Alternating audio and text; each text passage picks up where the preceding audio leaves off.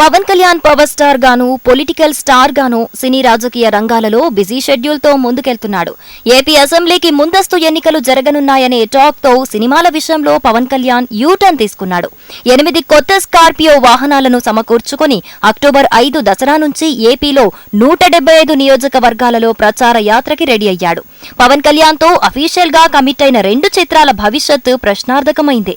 Harihara Veeramallu 70% shooting పూర్తయింది. ఈ చిత్రాన్ని కంప్లీట్ చేసే అవకాశం ఉంది.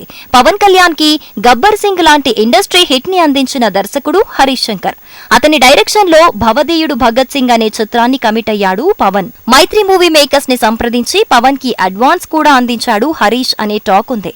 ముందస్తు ఎన్నికల నేపథ్యంలో ఈ ప్రాజెక్టు పట్టాలెక్కే పరిస్థితి కనిపించటం లేదు. అయినప్పటికీ పట్టు వదలని విక్రమార్కునిలా కృషి చేస్తున్నాడు హరీష్. పవన్ వెంటపడుతూ సినిమాని ఎలాగైనా తెరకెక్కించాలని ప్రయత్నిస్తున్నాడు. ఒక దశలో ఈ ప్రాజెక్టు ఆగిపోయిందనే రూమర్స్ వచ్చాయి. వాటికి చెక్ పెడుతూ రీసెంట్ గా పవన్ తో ఈ ప్రాజెక్టు ఉందంటూ స్టేట్మెంట్ ఇప్పించాడు హరీష్.